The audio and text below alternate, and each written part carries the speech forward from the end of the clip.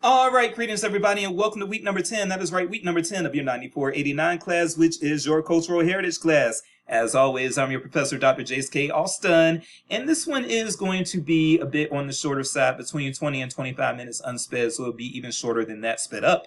But what we are going to do is do a quick state of the course update, and then after we do the state of the course update, we are going to talk a little bit about two things that the president is doing that I just wanted to discuss, and they do have cultural heritage implications, and you will see that in a bit.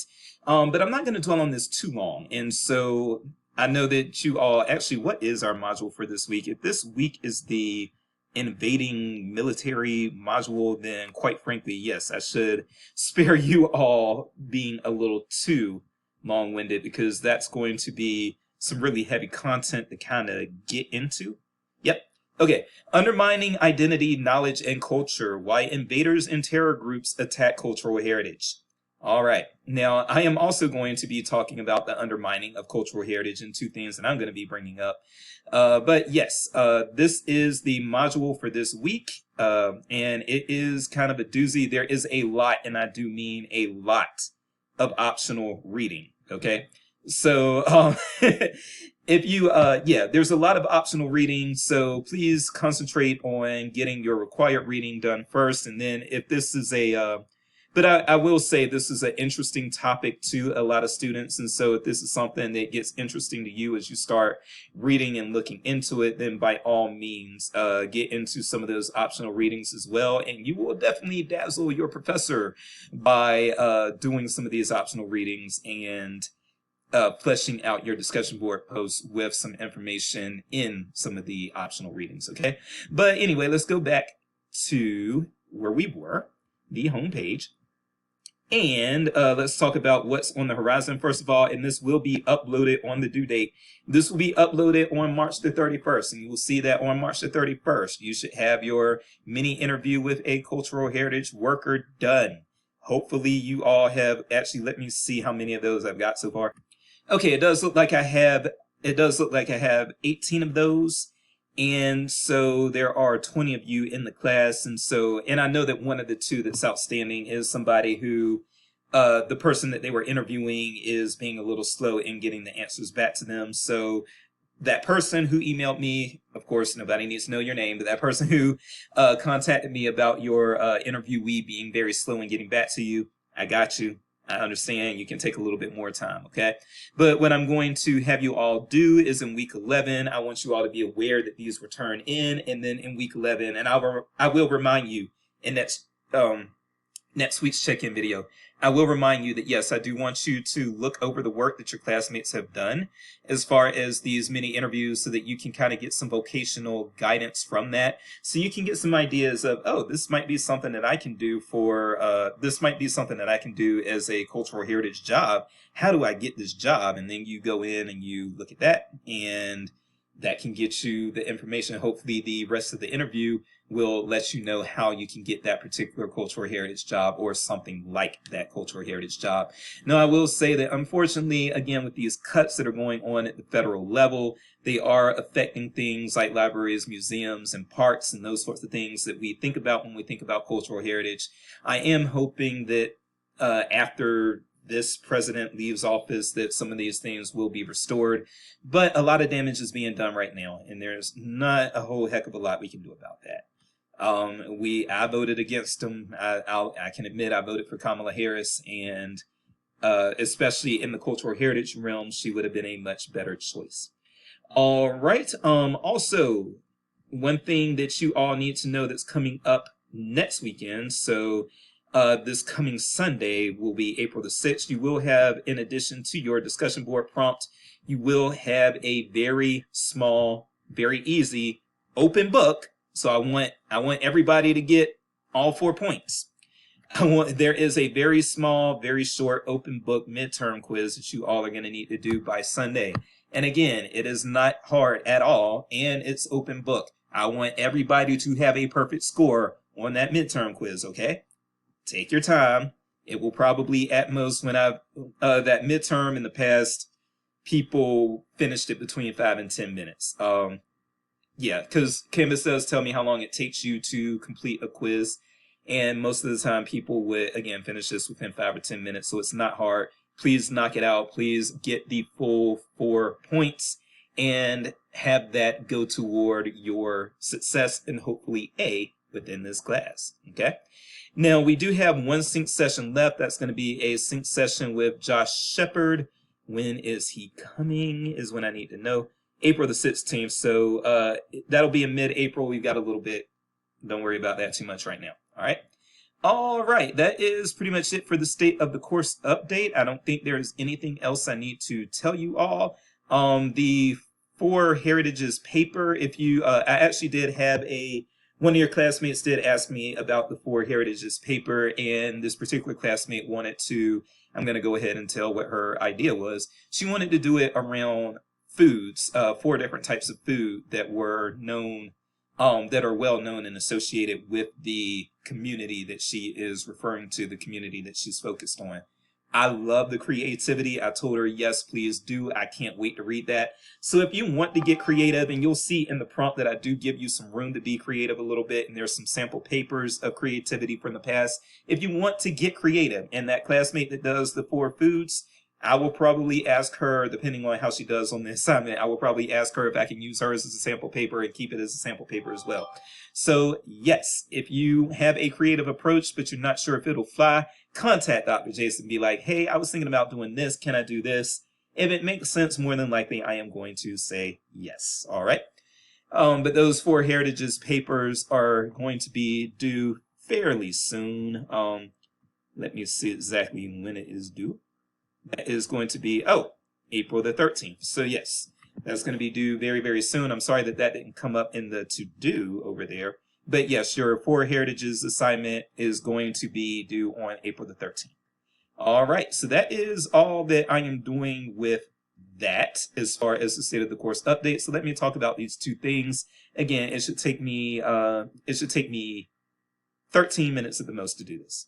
All right, so Dr. Jason is going to get on the soapbox a little bit, and I'm going to talk about 2 recent articles that, again, are kind of upsetting me. And these are things that are related to, they're actually related to intellectual freedom as well. So there are things that I could have brought up in my intellectual freedom class if I taught that in the spring, but that is a fall class. But it is something that I can bring up right now in this cultural heritage class as well, because the cultural heritage implications, are here as well.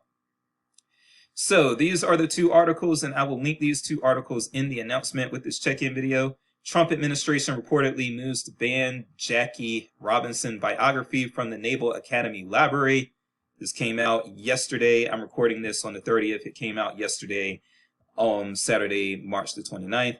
And then also, Trump takes aim at the National African American Museum and calls it divisive. This came out on Friday. That is my initial response to this. First of all, Trump has some nerve, I guess I should say. Now, I have to be careful about what I say about Trump because higher education, just to be honest with you, has lost its spine. I mentioned that earlier in this class. I've mentioned how there was a point in time where higher education would actually be critical of politicians and call them out for the things that they do if those things are not what the professors see as the greater good. Now, higher education is very much scared of the government, and that is not a great thing. So everybody over at Mizzou is telling me I have to be careful about what I say because we don't want to ruffle the feathers and get the state legislatures involved and all that.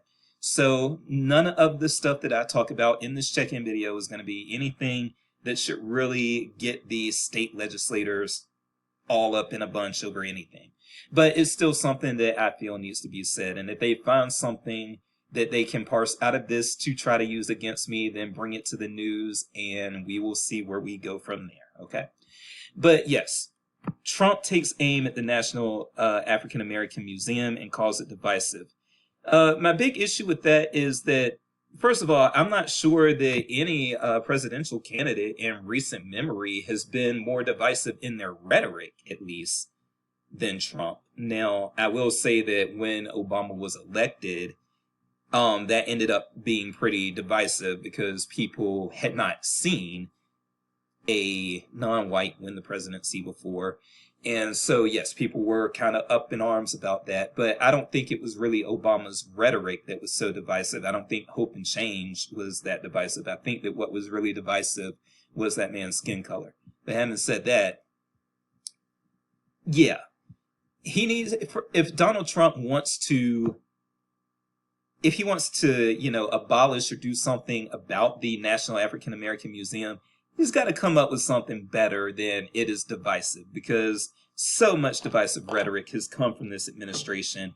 And what's more divisive than laying off all these federal workers? I don't know what could be more divisive than that, and that's something that he is actually doing. But when we get into this column, we're going to note a few things. So let's start here. Let's start at the very beginning. President Donald Trump's executive order titled Restoring Truth and Sanity to American History targets the Smithsonian Institution, which has, he contends, come under the influence of a divisive race-centered ideology. Critics have pushed back, saying that the order is an attempt to whitewash history. I am one of those critics. I do believe that this is an attempt to whitewash history. First of all, I have been to the National African American Museum. I went there not long after it first opened. I was living in northern North Carolina at the time, so North Carolina isn't that far from Washington, D.C., and a friend of mine went up there with me, and we made a day trip out of it. Really enjoyed it. Really liked seeing our history celebrated and preserved. Really liked seeing our culture celebrated and preserved. And there was nothing divisive about it. And when I went there, yes, I will admit that the majority, a slim majority of the people who were there were Black, yes. But we saw plenty of white people, and we saw plenty of people who were not Black and who were not white. And they were all happy to be there, because what they cared about was the legacy and the stories of American people. And you cannot have the legacy and stories of American people without having the legacy and stories of African American people, Black American people. So it's not about division. It is about telling the entire story. And when you do things like try to eliminate this museum or try to eliminate the Negro Leagues Baseball Museum or anything like that, what you are doing, yes, is you are trying to whitewash history. This is not about division. It is about, really, it is about preserving a culture and understanding a culture that was the result of past division. Because if we didn't have this division in the history of America that made Black people second-class citizens, then if we didn't have that division, then maybe there wouldn't be a need for these museums. Definitely with the Negro League Baseball Museum, why would you need a Negro League Baseball Museum if the Major League Baseball was never segregated in the first place? If you never segregated it in the first place, then no, we wouldn't have to have this in order to tell our story. But because it was segregated, because of the division that existed prior to us being born and prior to a lot of these people who are actually visiting these museums being born, if it wasn't for that division, we wouldn't need this. But when we have these museums that talk about African American history, no, this is not about being divisive. It is about, we were outside of the mainstream for 400 years. So because of that, we do have a unique history, and that unique history is not something that is understood or appreciated by the mainstream. So yes, we do have to have separate museums for that in order to do the best job, okay? So if you are somebody who feels that this is something that is about division, please rethink that. And that is why I'm glad to be here as a Black professor, to be honest with you, because there are certain things that I get that, quite frankly, the white professors do not understand. And that's not a knock to the white professors. It's just like, I'm one of only 2 men in this department. And until Wingy got hired back in August, I was the only man in this department. And yes, there are things that women understand that I don't. This is the same concept, my people. There are some things that I understand as a Black man that white people just do not understand. And when you have to live in society and navigate society as the other, then yes, when you navigate society as the other, you are going to come into some understandings that those who do not navigate society as the other will not understand. Let's make me small here and then just kind of scroll down. The executive order is part of a wave of actions against cultural organizations that he alleges have been overtaken by woke ideology. Don't even get me started on woke. What people have come to think woke means now is not what woke generally meant for the decades that only black people were using the term. And woke is not about inclusivity and that sort of thing. Again, I can't go into all that right now because, again, I'm trying to keep this video short. But this whole woke ideology, that in itself is erasure, because what it has done when white liberals took over the term woke, they actually took it over to mean something different than what black people have had it mean for decades. And so that is white liberals whitewashing black history. And that's something that I also want you all to understand. It is not just the right that whitewashes black history, it is the left as well. And this situation of what has gone on with the word woke is a key piece to understanding that. Now, I'm going to scroll down to here. What are Trump's specific objections? In his executive order, he made a claim that the National Museum of African American History and Culture has proclaimed that hard work, individualism, and the nuclear family are aspects of white culture. I don't know where he's gotten that from. I don't understand where he got that from, and that's quite frankly probably something that was pulled out of his hindquarters. But please know that hard work is something that black people do. We are not lazy. Hard work is something that we do, and it's something that we appreciate, okay? The nuclear family is something that a lot of us, not myself, I'll admit, but a lot of black people were raised in nuclear families, and we do not have a problem with nuclear families. Individualism? Well, yeah, the black community, I will say this, the black community has had to have a community-oriented presence in order to survive, because you can't survive, or at least back in the day, you couldn't survive as a black person in this country based off rugged individualism, because nobody would give you a chance. So we had to do things from community orientation. But that doesn't mean that we think that individualism is bad in our culture. We do not. It's just that we know that what has benefited us throughout the decades and centuries and kept us in the game has been our sense of community, so we don't abandon that. So yes, the president, I strongly disagree with him there, and quite frankly, I know way more about black culture and history than the president does, okay? And then if you want to read this, I will go a little bit over 20 minutes, but not much. But if you want to read all this, what has been the reaction, it was met with dismay by most, or by at least some. Dorothy Wilson, visiting the National Museum of African American History and Culture for the first time with her 2 grandchildren, said she was very concerned about what it would mean for them and others if they weren't able to learn the truth about the past. It really hurts generations because your history is who you are. And that is something that, again, history, inheritance, heritage. This is who we are. This is who we are, and this is why it is so grossly offensive that there is a movement to ban this stuff, okay? And to whitewash it and to silence it. All right. If you want to read the rest of this, go ahead and do that on your own. If you want to read it, it's a very quick read. Both of the articles that I'm linking this week are news articles, so they're very quick reads, maybe like less than 5 minutes per read. The second article that I wanted to bring you all to, the Trump administration reportedly moves to ban Jackie Robinson biography from Naval Academy Library. Again, this is why it's important to take classes like cultural heritage if you want to be a librarian, because this explains the role that libraries have in cultural heritage, or at least it helps explain that role. And then it explains the importance of preserving this information and the importance of making this information available and accessible to people. So a week after, for those of you, some of you probably already were aware of this, originally the Trump administration did have the Pentagon remove an article about Jackie Robinson from the Pentagon's website. They reversed that decision, but a week after removing, then restoring an article about Jackie Robinson from the Pentagon's website, the Trump administration has reportedly gone back to that well. A biography about Jackie Robinson has been identified as a candidate for removal from the Nimitz Library at the U.S. Naval Academy due to a directive from Defense Secretary Pete Hegseth, who should not be in that position, ordered the school to identify books with diversity, equity, and inclusion themes and remove them from circulation. There are 900 books that are being identified as being about DEI. I don't know how his not his autobiography. I don't know how his biography can be DEI. It's just the story of his life. And his life isn't about DEI. His life was about breaking barriers.